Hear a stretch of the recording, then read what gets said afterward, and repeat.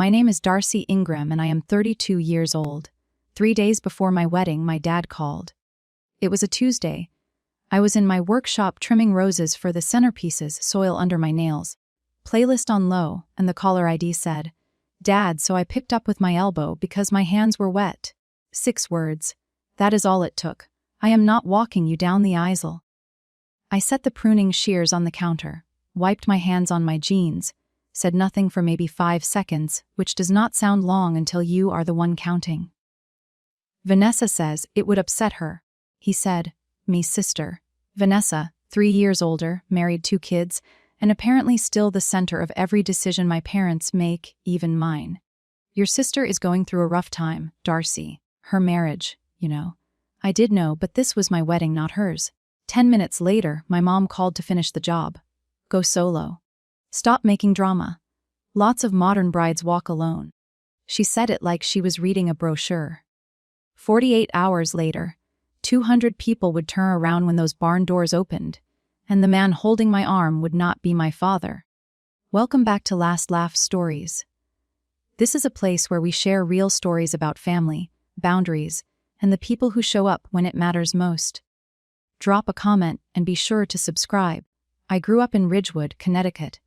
White clapboard houses, leaf blowers on Saturdays, the kind of town where everyone knows your mailbox, but not your middle name.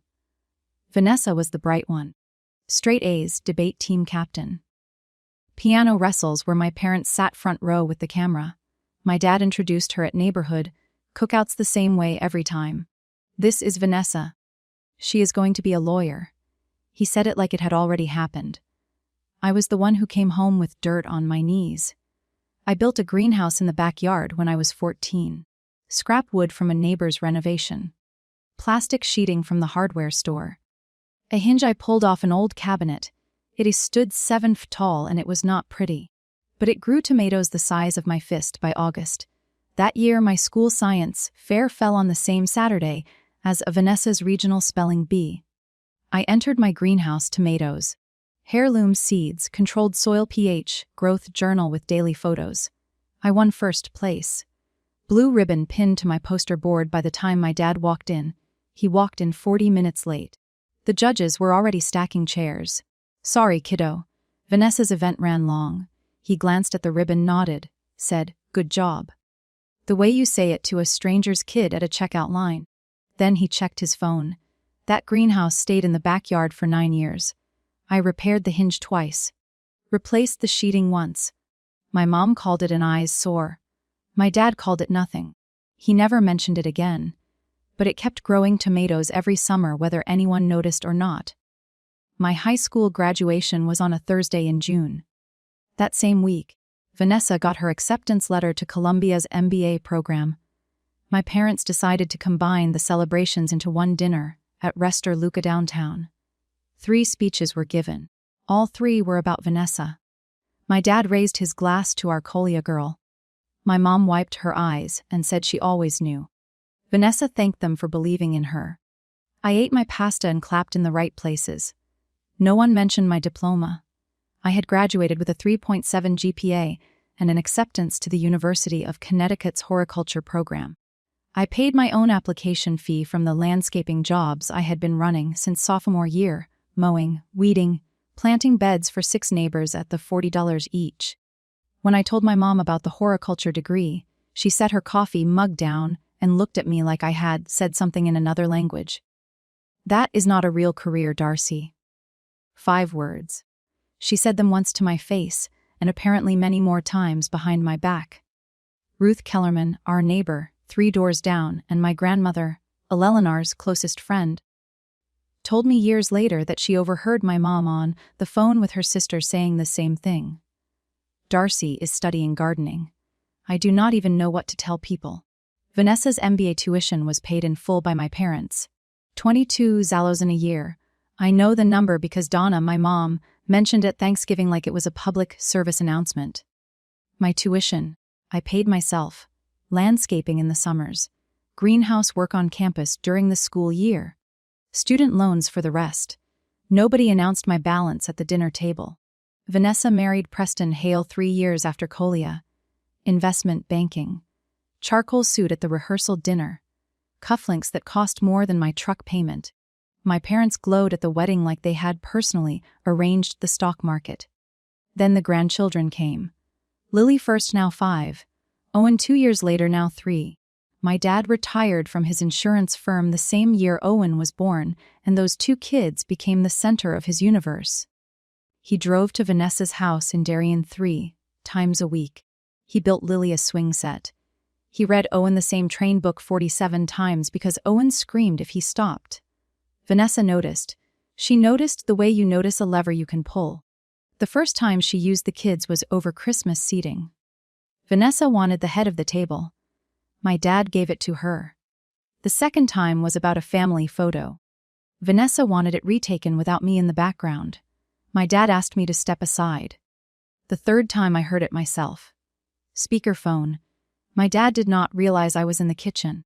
If you walk her, I will not bring the kids to Christmas. My dad paused. I could hear his breathing through the phone. Then, Vanessa's voice calm and practiced. I mean it, Dad. It is too much for me right now. You know what I am going through. My dad said, Okay, Nessa. Okay.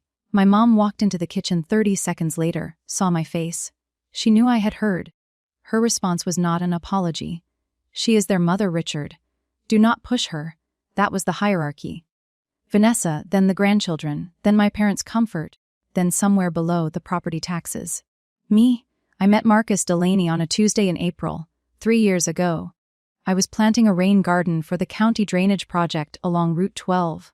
He was the structural engineer building the bridge 60 yards upstream. We both showed up at 60:30 in the morning.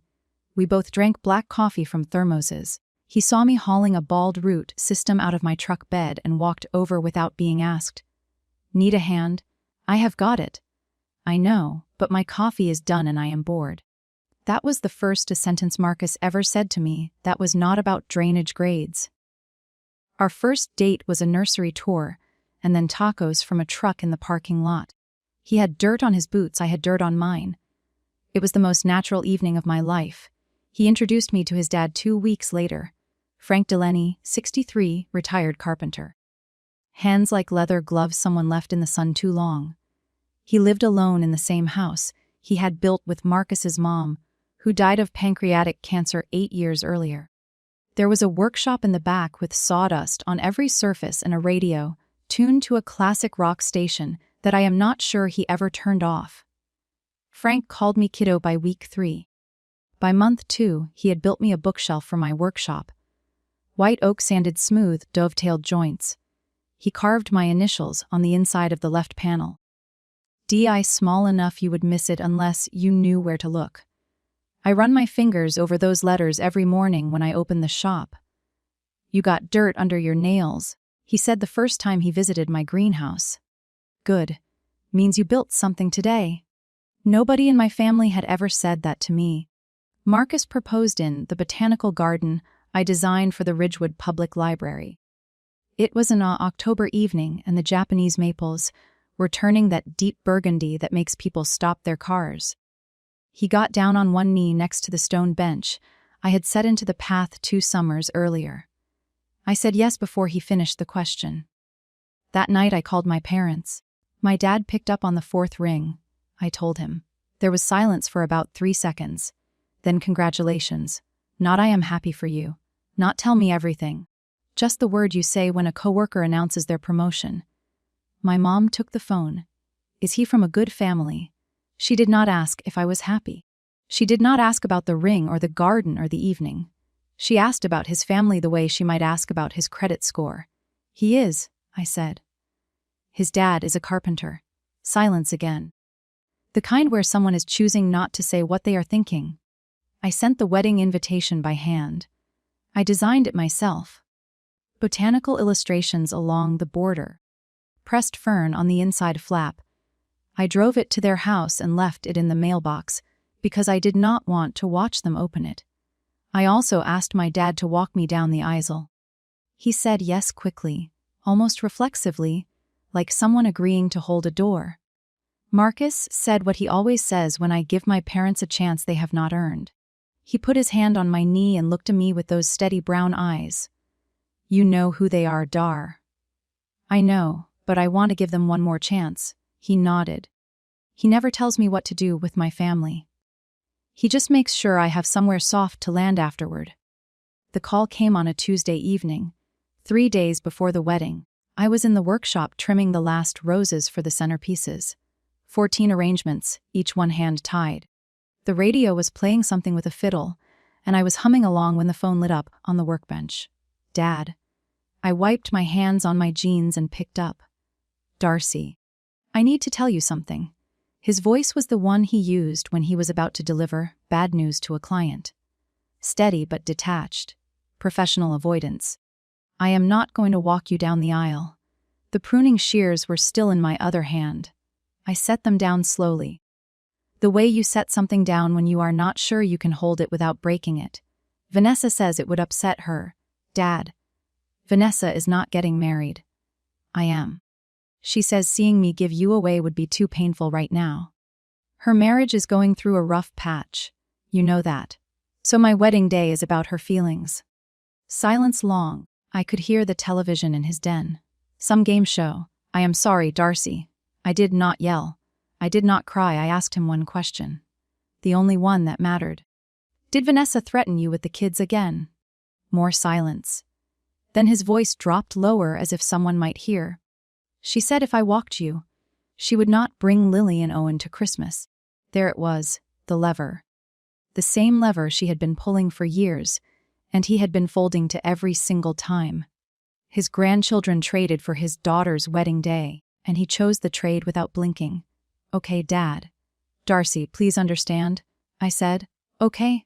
I hung up, set the phone on the workbench, picked up the shears, finished the 14th arrangement.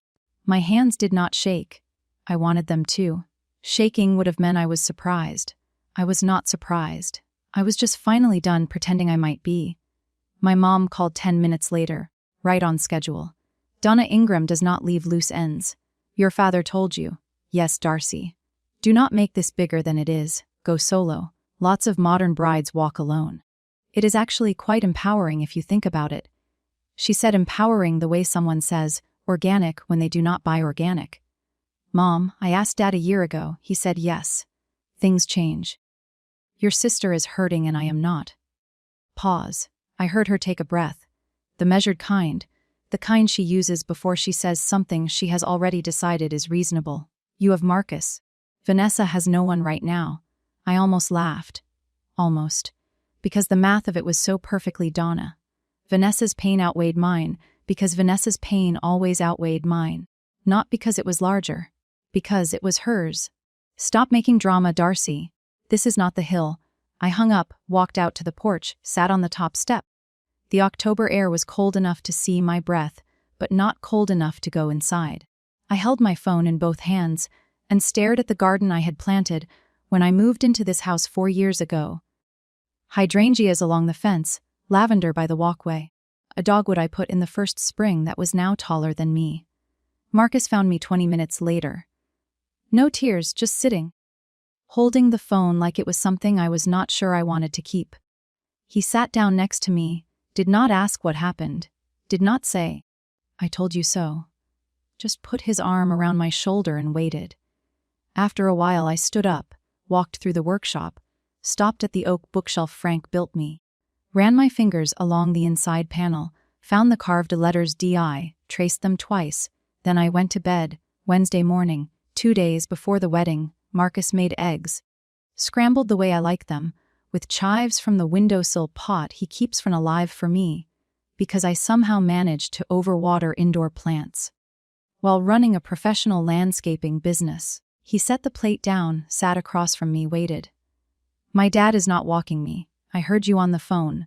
He poured coffee. What do you want to do? Not I will fix this. Not let me call them. Just what do you want to do? That is Marcus. He does not rescue. He stands next to you and hands you the thing you need. I do not want to walk alone.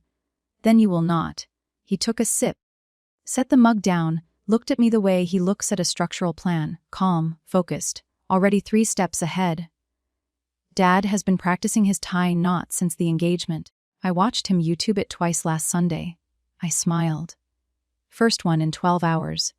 I cannot ask Frank to do that. It is too much. Dar, that man built you a bookshelf he did not have to build. He drives 40 minutes to your shop on Saturdays to fix hinges you did not ask him to fix. He set a place for you at Sunday dinner 2 months after we started dating and has not removed it since. I stared at my eggs. He has been waiting. Marcus said he just did not want to overstep. The thought of it made something crack open in my chest. Not pain, something warmer. The realization that the person I needed had been there for 3 years, sanding wood in his garage, calling me kiddo, showing up for every single thing my own father had skipped. Okay, I said. I will ask him today. Jeanette called an hour later. My best friend, maid of honor, the kind of woman who tells you your hair looks terrible before a date and then fixes it in 90 seconds. She had run into Vanessa at the salon in Darien that morning. Same colorist, apparently. Small towns have long arms. Your sister was there, Jeanette said. And she was not subtle. What did she say? She was telling the colorist about your wedding, how stressful it is, how it is making everything about Darcy again. I closed my eyes. Again her word. She was said, and I am quoting, Darcy always gets the attention now. Ever since she started that garden business, it is like the rest of us do not exist. I almost dropped the phone. Darcy always gets the attention, me. The one who won a science fair to an empty chair. The one whose graduation dinner became a Columbia acceptance party. The one whose career was publicly labeled not real by her own mother. She also said, and I wish I were making this up, her little garden business is not even real work. There it was, the same sentence. Donna's words in Vanessa's mouth passed down like a family recipe nobody asked for. Jeanette's voice softened. She is not upset about the wedding, Dar. She is jealous. You have Marcus. You have your business. You have a life that does not need her to validate it, and she cannot stand it. I sat with that for a minute. Jeanette is right about most things. And she was right about this. Vanessa did not want my dad to walk me because it would hurt her. She wanted him to stay home because my happiness was something she could not control, and controlling the Isle walk was the closest she could to get. I should tell you about Thanksgiving. Last November, Vanessa hosted because Donna insisted. Your sister has the bigger dining room. This was technically true. It was also beside the point. Preston sat at the head of the table in a shirt that probably cost what I charge for a full garden install. He checked his phone 11 times during the meal. I counted because I was seated directly across from him, and there was nothing else to look at while Donna talked about Vanessa's kitchen renovation. Vanessa was loud that night. Not the normal loud. The loud where you are trying to fill a room so nobody hears the silence underneath. She laughed at things that were not funny. She refilled glasses that were still half full. She touched Preston's arm twice, and he did not react either time. Then Lily said it. She was 5. She had mashed potatoes on her chin. And she said it the way 5-year-olds say everything clearly and without knowing what it means. Why does Daddy sleep in the office? The table went quiet. Preston looked up from his phone. Vanessa's face did something I had never seen before. It folded, not anger, not embarrassment. Something underneath both of those. My dad cleared his throat and asked Owen if he wanted more bread, but I saw Vanessa's hands. They shook when she poured the wine. Small tremor, 2 seconds. Then she straightened up, smiled, and passed the cranberry sauce like nothing had happened. I understood something that night. Vanessa's marriage was not going through a rough patch. He was going through the floor. And instead of dealing with it, she was rearranging the furniture on top of the cracks. My wedding was just the latest piece of furniture she needed to move. Wednesday morning, 2 days before the wedding, I drove to Frank's house. He lives on a dead-end road off Route 9 in a town called Chester. The house is brown shingled, single-story with a porch he rebuilt in 2019 and a garage that smells like linseed oil and cedar. The radio in his workshop plays classic rock at a volume that suggests he believes Led Zeppelin should be experienced as a background presence in all human activities. He was sanding a rocking chair when I pulled in. Teak beautiful grain. He was in his work apron, the one with sawdust permanently embedded in the fabric like a second texture. I stood at the garage door for a full 10 seconds before he looked up. "Hey, kiddo." He blew dust off the armrest. "Coffee is on inside, Frank." He must have heard something in my voice, because he set the sandpaper down immediately, turned to face me, wiped his hands on the apron. My dad backed out of walking me down the aisle. He did not say, "I am sorry." He did not ask why. He did not shake his head or offer an opinion about my father or my family or the situation. He just looked at me with those steady gray eyes, the same eyes Marcus has, and said 5 words. "When do you need me?" That is the sentence. That is the whole thing, no hesitation. "No, are you sure?" "No. Let me think about it." The man was sanding a chair, and the next breath he took was offering to walk me into my future like it was already on his calendar. "Saturday, 100. I will be there at noon." He picked up the sandpaper, started sanding again, then quieter. "Kiddo, I have been waiting for someone to ask." I cried in the car on the way home, first time all week. The next 48 hours moved like a current. Jeanette handled logistics with the calm efficiency of someone who has planned 3 baby showers and once organized a surprise birthday party during a blizzard. She updated the seating chart. The father of the bride's seat at the head table was reassigned. Front row center aisle, now labeled Frank Delaney. The seat my dad was supposed to fill. Marcus took his dad's suit shopping Thursday after work. Frank had a sport coat from 2011 that he swore still fit. Marcus sent me a photo from the fitting room. Frank in a new charcoal suit, looking simultaneously proud and uncomfortable, his rough hands sticking out of the pressed cuffs like they did not belong to the same outfit. Marcus texted underneath the photo. He asked me 3 times if the tie was straight. I wrote my vows that evening in the workshop. The oak bookshelf was to my left. Frank's initials project to my right. A cutting board he had started for our wedding gift and thought I did not know about. I wrote by hand on the back of a landscape sketch, crossed out lines, rewrote them, settled on something simple. My parents did not call Wednesday, did not call Thursday, did not text. I checked my phone twice Thursday night and then put it in the kitchen drawer. Marcus noticed. He did not say anything. He just made tea and left a mug on my nightstand. I did not tell my parents about Frank. They assumed I would walk alone. Let them assume the doors would open Saturday, and the answer would be standing right next to me. Thursday afternoon, 2 days before the wedding. I was reorganizing the centerpieces in the workshop when there was a knock at the front door. Ruth Kellerman, 68 years old, silver hair, always pulled back. She lived 3 houses down from my parents and had been my grandmother, Eleanor's closest friend for 40 years. When Eleanor died 11 years ago, Ruth was the one who sat with her at the end. She was also the one who told me about Donna calling my career gardening behind my back. Ruth stood on my porch holding a yellowed envelope. "Your grandmother asked me to give you this," she said the week before she passed. "She told me to hold it until you were getting married." Ruth's eyes were damp. "I have been carrying it for 11 years, Darcy." I was beginning to think it would outlast me. The envelope was soft at the edges. My grandmother's handwriting on the front, just my name, Darcy.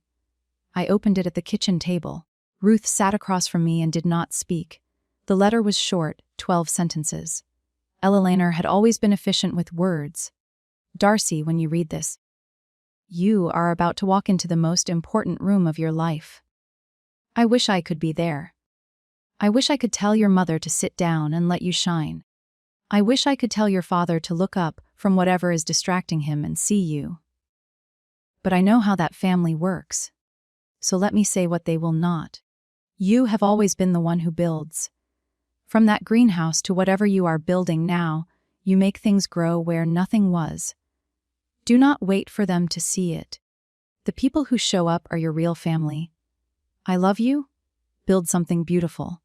I read it 3 times, folded it carefully, placed it in the clutch bag I would carry on Saturday. Family is who shows up. Thursday night passed without a call. Friday the same. No text, no voicemail, no last-minute change of hurt from Richard or Donna. Friday evening was the rehearsal dinner. Frank drove 40 minutes from Chester. He arrived 20 minutes early and helped the caterer move tables because he saw them struggling and could not watch someone carry a folding table incorrectly. 30 guests, all from Marcus's side. My college roommate Alexis, 2 women from the Greenhouse Workshop group I run on Saturday mornings for local moms, Ruth, Jeanette of course, and nobody from my family. The barn venue looked beautiful. Open sides, string lights, wildflower arrangements I had designed and grown myself, lavender and Queen Anne's lace, and late-season dahlia in copper vases I found at an estate sale in Litchfield. Frank stood up for the toast. He held his glass the way he holds a chisel, firmly like he means it. I am not a man of many words. Ask Marcus, he will confirm, light laughter. But I will say this, 3 years ago, a woman showed up at my son's job site and hauled a root ball out of a truck like it owed her money. I liked her immediately. He paused, looked at me. I never got a daughter. God just made me wait a little longer. The room went quiet. Jeanette pressed a napkin to her eyes. Marcus put his hand on my knee under the table. Frank raised his glass to Darcy, who makes things grow. I looked at his wrist. Sawdust just a trace caught in the fold of his cuff. He had come straight from the workshop. He always came straight from the workshop. That was Friday. Saturday was the wedding. That same Friday evening, 40 minutes south, my father sat in his garage. I did not know this at the time. Jeanette told me weeks later. She had a friend in Ridgewood who saw Richard at the gas station near his house, and they exchanged a few words. The friend said, "He looked like a man carrying something too heavy to put down and too painful to hold. He sat in the garage where he used it to park his sedan on a folding chair looking at the wall." There was a photo on the pegboard. Me at 12 holding a tomato from the greenhouse, grinning like I had invented sunlight. He had hung that photo years ago, and apparently never taken it down even though the greenhouse was gone. Donna made him dismantle it when I left for college. It is an eyesore, Richard. Donna came out to the garage at 9. "Are we going tomorrow?" Richard looked at her. "I think we should, fine, but we sit in the back." I am not going to let Darcy turn this into some kind of statement. Richard nodded. He opened his phone, typed a message to me. "I am proud of you, Darcy." He stared at the screen for a long time. Read it back. Then deleted every word, locked the phone, and went inside. I did not know about the message until much later. But I think about it sometimes.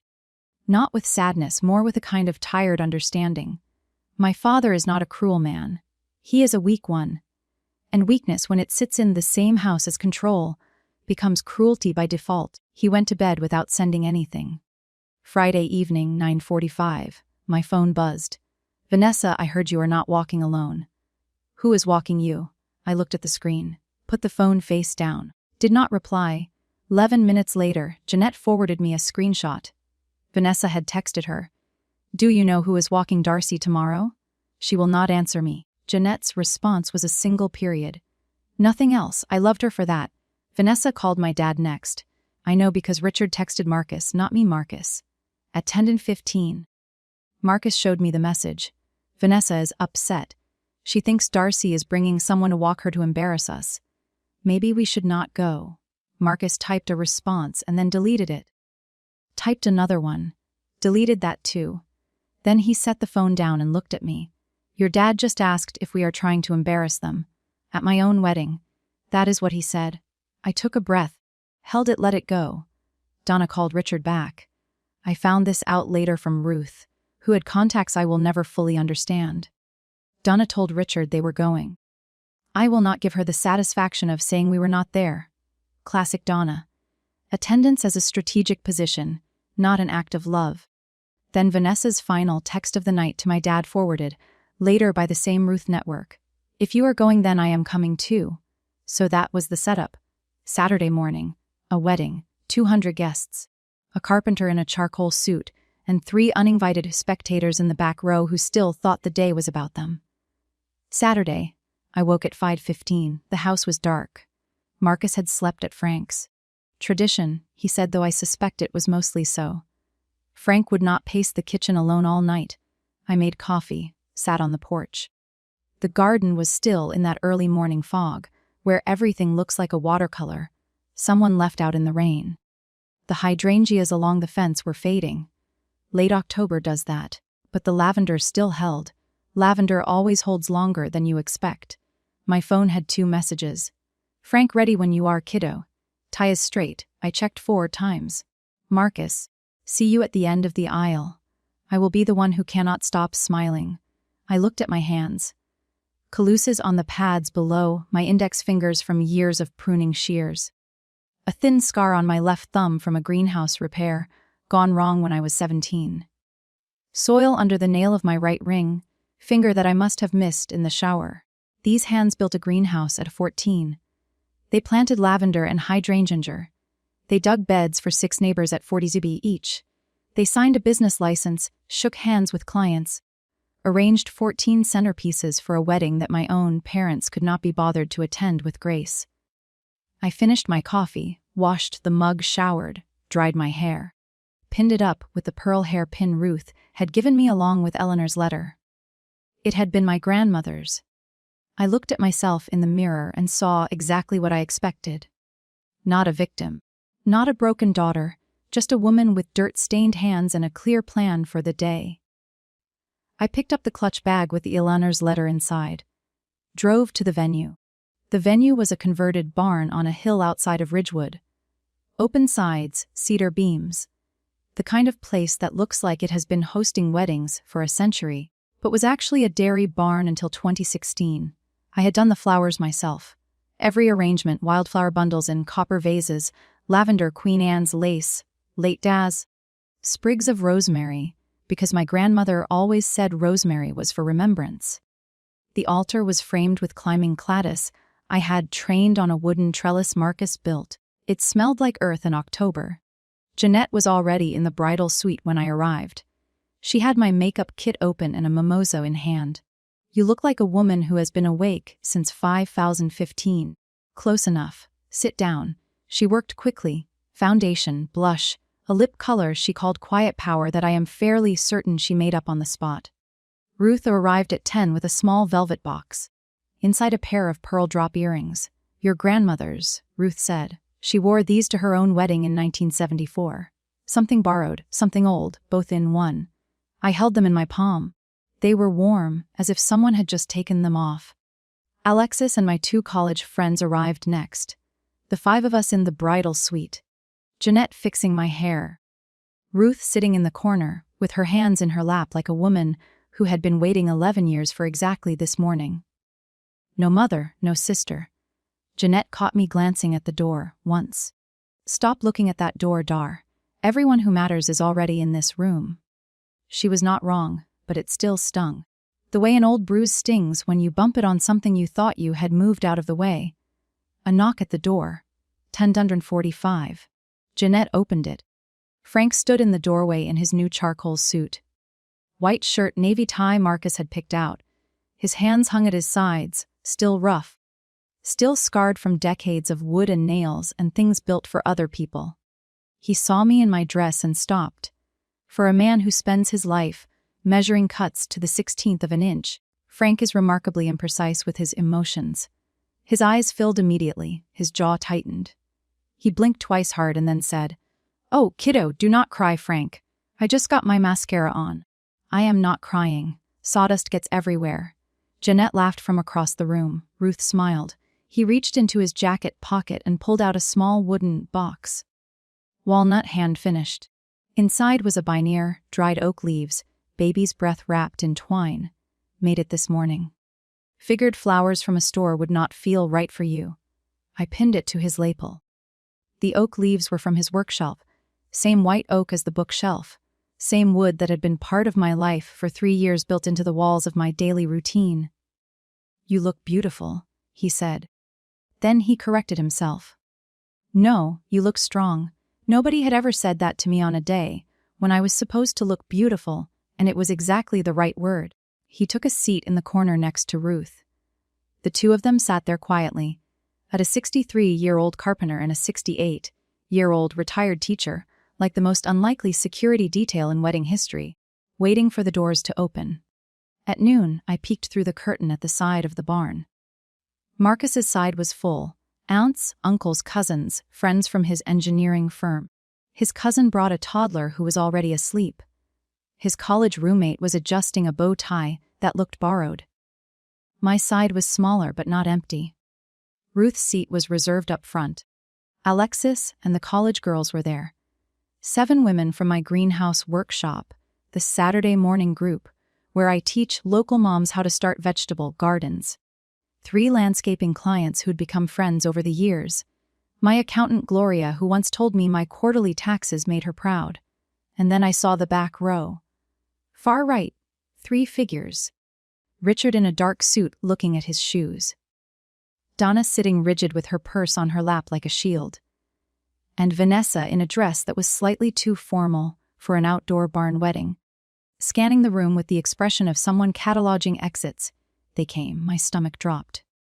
Not because I was afraid, because for 1 second, one stupid reflexive second, my heart said, maybe they are here to make it right. Then I watched Donna lean over and whisper something to Richard. And he nodded without looking up, and I knew they were not here for me. They were here so they could say they were here. Attendance as alibi. I let the curtain fall, turned back to the room. Jeanette was adjusting her bouquet. Frank was brushing something off his sleeve. Ruth was reading Eleanor's letter one more time. I had shown it to her that morning, and she had cried quietly for 3 minutes. The coordinator stepped in, 15 minutes. The music started at 100 sharp, a string quartet Marcus had found through a friend. They played something soft and ascending. I do not know the name, but it sounded like sunlight moving through trees. The bridesmaids walked first, Alexis, then Sarah, then Jeanette last. Jeanette paused at the door and looked back at me. Mukid. Then she stepped through and the Eisel swallowed her in white light. Silence. The brief held breath kind where 200 people go, still at once, and the only sound is the wind through the open sides of the barn. The coordinator touched my arm. Ready. I opened the clutch bag. Took out Eleanor's letter. Read 1 line. The last one. The people who show up are your real family. I folded it, put it back, closed the clasp. Frank stepped beside me. He offered his arm. His sleeve was crisp, but his hand was the same. Rough, warm, calloused from 40 years of building things for people he loved. I placed my hand on his forearm and felt the steadiness of a man who does not shake. You good? He asked. I am good. Then let us go show them what showing up looks like. The barn doors swung open. Light flooded in.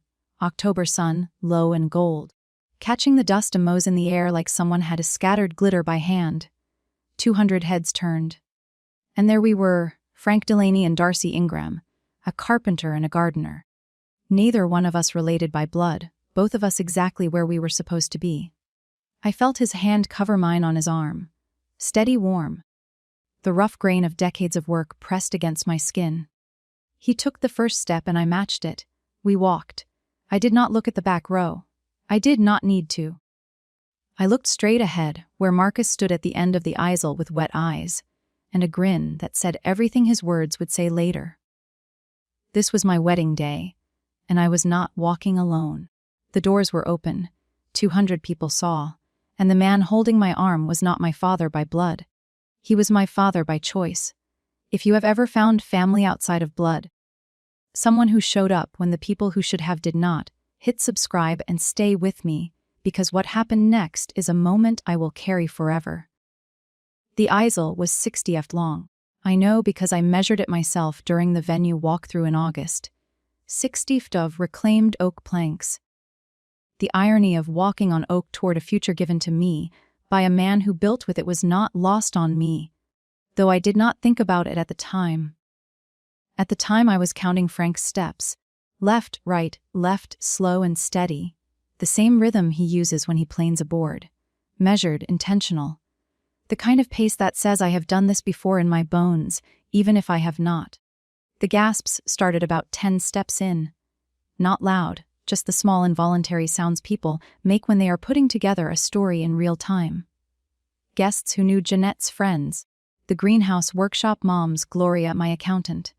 They smiled and pressed tissues to their eyes. Guests who did not know looked at Frank, and then scanned the room for someone who looked like a father of the bride and found a man in the back row who would not meet anyone's eyes. I did not look at Richard. I want to be clear about that. I did not turn my head, did not search for his face, did not give him the satisfaction of a glance or the cruelty of a pointed one. I looked at Ruth, who was dabbing her eyes in the front row, at Jeanette, standing at the altar, hand over her mouth, at the greenhouse workshop moms, 3 of whom were openly weeping. Then I looked at DeMarcus.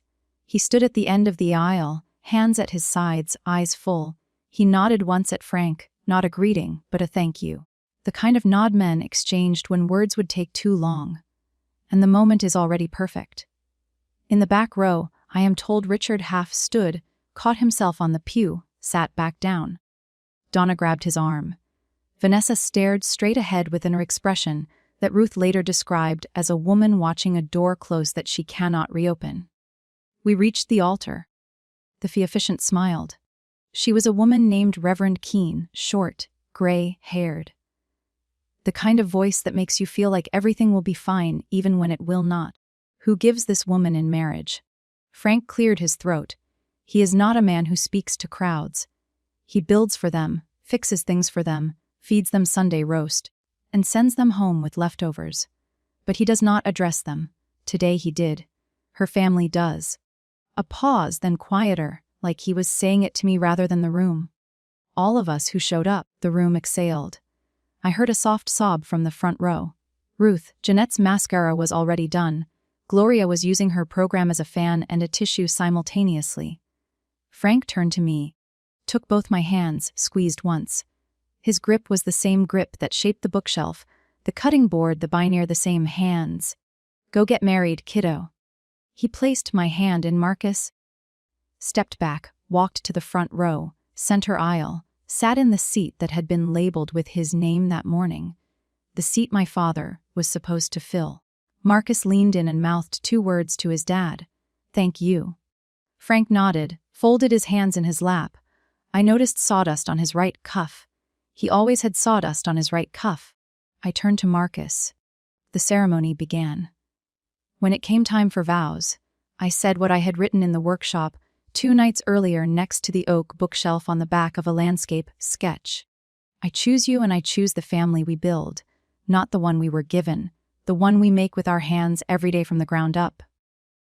Marcus said his vows. I do not remember the words. I remember his eyes. We were married at 1:27 in the afternoon. The reception started at 2. Same barn tables rearranged, string lights on. The band played something acoustic and warm. People danced. Owen, Vanessa's 3-year-old, ran between tables, chasing a balloon that had escaped its anchor. Lily sat on Richard's lap and asked for cake. At 3, Frank stood up for his toast. The room quieted the way rooms do when they can feel something real about to happen. I am going to keep this short, because Marcus told me if I talked for more than 2 minutes, he would play me off with a trombone. Lauder. I do not own a trombone, so I believe him. He held his glass. The first time Darcy came to my house for Sunday dinner, I had a fern on the windowsill. It was dying, had been dying for a year. I had given up on it. She walked in, looked at it, and within 10 minutes she had repotted it, moved it to a different window, and told me I was overwatering. He looked at me. I knew that any woman who saves a dying plant, without being asked, is also the kind of woman who will save a dying old man from eating alone every Sunday. Silence. Then the room broke open. Applause, tears. Jeanette stood up and clapped until her palms were red. People started talking after the toast. Not to me directly, around me. The way you talk at events when you want the person to overhear. She designed the garden at Ridgewood Library. You know, her company does the courthouse grounds. Have you seen them in spring? She runs a free workshop for moms every Saturday. My work speaking for itself. In a room full of people who came because they chose to, while my own family sat at a corner table and said nothing. Richard found me at the dessert table. I was cutting into the lemon cake. My choice, not Donna's, when I felt someone step too close on my left side. I knew it was him before I turned. He smelled like the same aftershave he has worn since I was 7. Old Spice, the one in the white bottle. Darcy. I turned. He was holding a glass of water. Not champagne, water. His eyes were red at the edges, and his jaw was doing the thing it does when he is trying not to say something that might come out wrong. That man. He did a good job. His name is Frank. Richard nodded. Frank. Yes. He did a good job up there. He did. Silence. Richard looked at the cake, at the table, at anything that was not my face. I wanted to say I am sorry. I looked at him, not with anger, not with forgiveness. Just the flat, clear gaze of someone who has spent 32 years watching a man choose the path of least resistance. Sorry that you missed it, I said. Or sorry that everyone saw. He flinched small. The kind of flinch that only happens when someone says out loud what you have been thinking for 3 days. Before he could answer, Donna appeared, hand on his elbow, guiding him away the way she always guides him, firmly like steering a cart. Richard, come sit down. She leaned toward me as she turned him away. Voice low. Controlled, the same tone she used on the phone Tuesday night. Do not make a scene, Darcy. I picked up the cake knife, set a slice on a plate. I am not the one making scenes, Mom. I am cutting cake. She walked away. Richard followed. He always follows. The father-daughter dance was at 4, except it was not a father-daughter dance.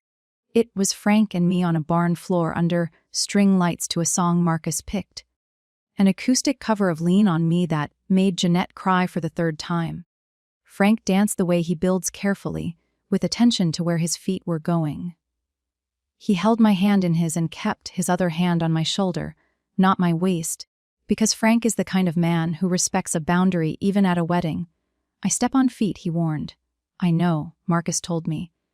That boy has no loyalty. I laughed, the room laughed. 200 people watching a carpenter dance with a gardener and feeling something true underneath the music. At the corner table, Vanessa watched. Preston was not there. He had a work trip. Or that is what she told Donna. The chair next to her was empty, and she was gripping a champagne flute like it owed her something. Ruth walked over and sat down beside Vanessa. Not hostile. Not warm, just present. The way Ruth does everything. Eleanor would have been so proud of Darcy today. Ruth said. Vanessa looked at her. She would have been proud of both of you, Vanessa, if you had let her. Vanessa's eyes filled. She set the glass down, stood, walked to the bathroom. She was in there for 15 minutes. When she came out, her makeup was freshly applied, but her eyes were swollen, and her hands were still shaking the way they shook at Thanksgiving. I saw her cross the room from the dance floor. I did not go to her. I did not send someone after her. I kept dancing with Frank. Some doors close because you shut them. Others close because the person on the other side stopped holding them open. I did not see my parents leave. Jeanette told me later they slipped out around 5 between the cake cutting and the bouquet toss. The way you leave a party you were never really at. The drive home for Richard and Donna was 40 minutes. Ruth heard from a neighbor who heard from Donna's sister that neither of them spoke for the first 20. Then, Richard said something. That man built her a bookshelf. Donna looked at him. What? In her workshop. Oak with her initials carved inside. Donna stared at the road. When was the last time we built her anything, Donna? No answer. The road between Ridgewood and their house runs along the reservoir. Flat water, dark trees, the kind of drive that gives you too much time to think. She did not even look at me. Richard said when she walked down the aisle. She did not look. She was looking at Marcus. She was looking at everyone except me, and she was right too. Donna said nothing. Richard pulled into the driveway. Donna went inside. Richard sat in the car. The garage light was still on from Friday night. The photo of 12-year-old Darcy with the tomato was still on the pegboard. The greenhouse was gone. Donna made him take it down years ago, but the soil marks where it stood were still faintly visible in the lawn, even in the dark. Some things leave outlines even after they are removed. Richard checked his phone. No message from Darcy. No message coming. The wedding was over. His daughter was married. A carpenter had done what he was supposed to do. And the seat labeled Frank Delaney at the front of the church was the loudest statement anyone made all day. Without saying a word, he went inside and closed the door. Monday morning, 2 days after the wedding, I opened the workshop at 7. Same as always, new order on the desk. Landscape design for the children's wing garden at Ridgewood Memorial Hospital. 12th 200 a square. Sensory plants for kids in recovery. Texture gardens. Things you can touch and smell and hold. Marcus brought coffee at 8. Black chives on the windowsill still alive. Frank came by at 9 with a cutting board he had been working on for weeks. Cherrywood inlaid walnut stripe down the center. For the newlyweds, he said, as if he had not walked me down the aisle 48 hours ago, as if it was just another Saturday. I set it on the counter, next to the bookshelf he built 3 years ago. Same man, same hands, same showing up without being asked. My phone buzzed at noon. One text from Richard. "Can we talk?" I read it. Set the phone face down on the drafting table. Opened the hospital garden plans. Started sketching the sensory path. Rosemary for memory. Lavender for calm. Mint for energy. Plants that give you something just by being near them. The greenhouse I built at 14 was 70 tall and grew tomatoes for one family. This one would be 200 square feet and grow healing for children who needed it. I picked up my pencil. Drew the first a line of the path, then the second, then the border beds, then the entrance arch. Outside, the October light moved through my workshop window and caught the carved letters on the inside of the bookshelf. DI small enough to miss, deep enough to last. I did not answer the text. I had work to do. 2 weeks after the wedding, Vanessa called. I was on a job site, the hospital garden, measuring drainage grades, when her name appeared on my screen. I almost let it go to voicemail. Almost. But something in me, some remnant of the girl who repaired the greenhouse hinge twice because she believed things could be fixed, made me answer. "Darcy. I am here." Silence long enough that I checked to see if the call dropped. Preston left. I set down my measuring tape. He moved out last week, took his things while I was at the grocery store. Left a note on the counter. I waited. Vanessa's breathing was uneven. Not crying, trying not to cry, I just thought you should know. Okay, another pause, then her voice broke. Not dramatically. Not the way she performs for my parents, but quietly, like a crack in a wall that has been spreading for years and finally reached the surface. I thought if I could keep Mom and Dad focused on me, it would fill the gap. Preston was not there. The kids were not enough. I needed to be the center of something, and my wedding was in the way. Your happiness was in the way. I let that sit. I did not comfort her. I did not attack her. I stood on a construction site with dirt on my boots and held the phone and listened to my sister finally say the thing she had been hiding behind manipulation for 3 years. "Vanessa, I hope you find what you need. I mean that. But I am not your emotional cushion anymore. I cannot be the thing you lean on while you push me down." She cried quietly. I let her. Then I said goodbye and went back to measuring. A letter arrived the following week. Handwritten. My father's handwriting, small tilted. The penmanship of a man who learned to write in a school that still used fountain pens. Not a text, not a call, a letter mailed with a stamp. Postmarked Ridgewood. I opened it in the workshop alone, standing next to the bookshelf. "Darcy, I should have walked you down that aisle. I knew it when Vanessa asked me not to. And I knew it when your mother told me it would be fine. And I knew it when I sat in the back row and watched another man do what I was supposed to do. I chose wrong. I have been choosing wrong your whole life and telling myself it was easier. It was not easier. It was just cowardly. I let your sister use those children as a wall between us. I let your mother tell me that keeping the peace was the same as being a good father. It was not. Keeping the peace meant keeping you at a distance, and I did it because I was too afraid of what would happen if I pushed back. Frank earned what I threw away. He showed up. I did not. I do not expect you to forgive me. I do not think I would forgive me either. But I want you to know that the photo of you holding that tomato is still on my wall, and I wish I had told you then what I should have said 1,000 times since. I am proud of you, Darcy. I always was. I was just too weak to say it out loud, Dad. I read it twice, folded it. placed it in the desk drawer next to Eleanor's letter. 2 letters, 2 very different weights. I did not reply. I used to think family was the people you were born to, the ones who shared your blood, your name, your dinner table. I do not think that anymore. Family is the man who drives 40 minutes to your workshop on a Saturday to fix a hinge you did not ask him to fix. Family is a letter in a yellowed envelope from a woman who has been gone 11 years. Family is who shows up. That is my story. 3 days of silence. 1 letter from a grandmother, and a carpenter who said yes before I finished asking. If this reminded you that family is a choice, not an obligation, share it with someone who needs to hear it. Thank you for being here. See you in the next.